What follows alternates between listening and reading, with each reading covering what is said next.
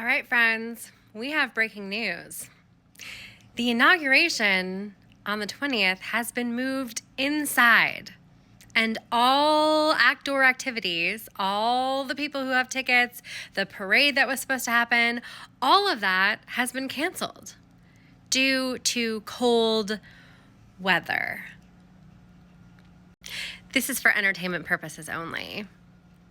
Now, if you remember, the last time this happened, the Orange Man was obsessed with the crowd size at the inauguration. In fact, he doctored a photo to make it look like there were more people at his inauguration and was obsessive about talking about it for the entire time he was in office. So you're telling me we're supposed to believe that this man willingly decided to not have an outdoor event and hold it inside and not have a crowd at all for his inauguration? Yeah, I'm having a hard time believing that, but let's get into it. So here's the article. You can read the headline above my head, and then I'm going to show you what he said in his statement. So the quote from the Orange Man is, "I have ordered the inauguration address, in addition to prayers and other speeches, to be delivered in the United States Capitol Rotunda, as was used by Ronald Reagan in 1985, also because of cold weather."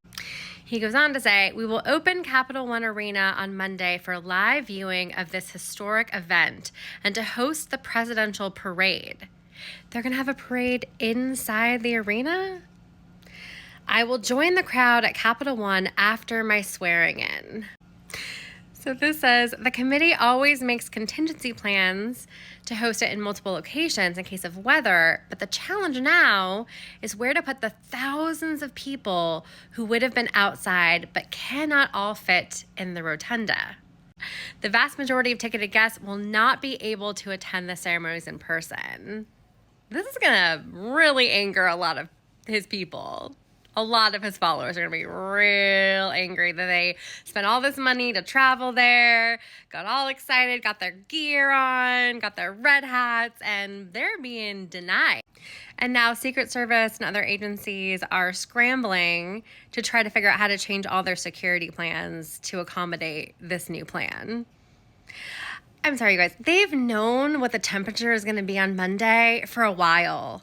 Okay, so when Reagan was sworn in indoors, it was in 1985, and it was 7 degrees with a wind chill of negative 25. Okay, that's cold. I get that.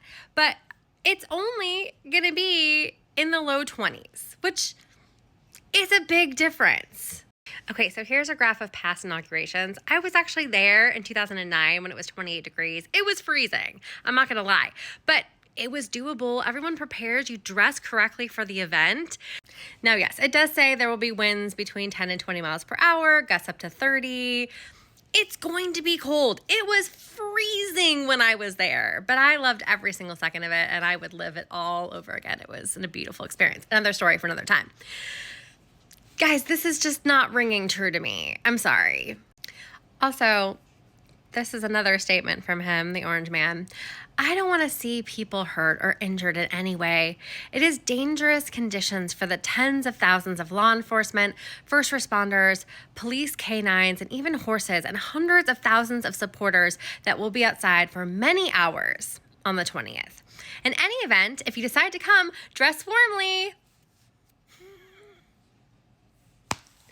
Since when does this man care about anyone but himself? He is a narcissist. He doesn't care whether people are cold.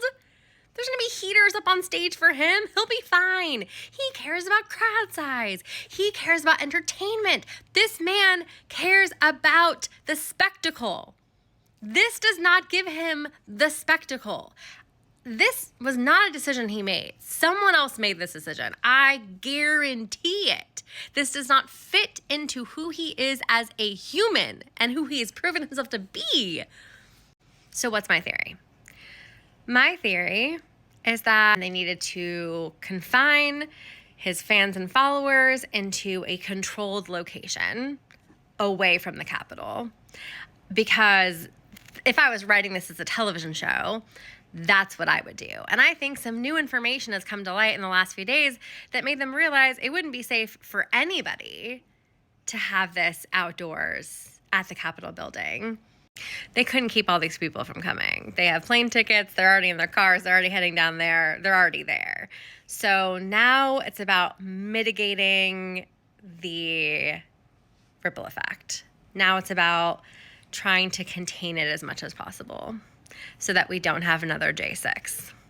I think that's why there's fences around everything right now, for just that reason. But anyways, are your spidey senses tingling? Because mine are.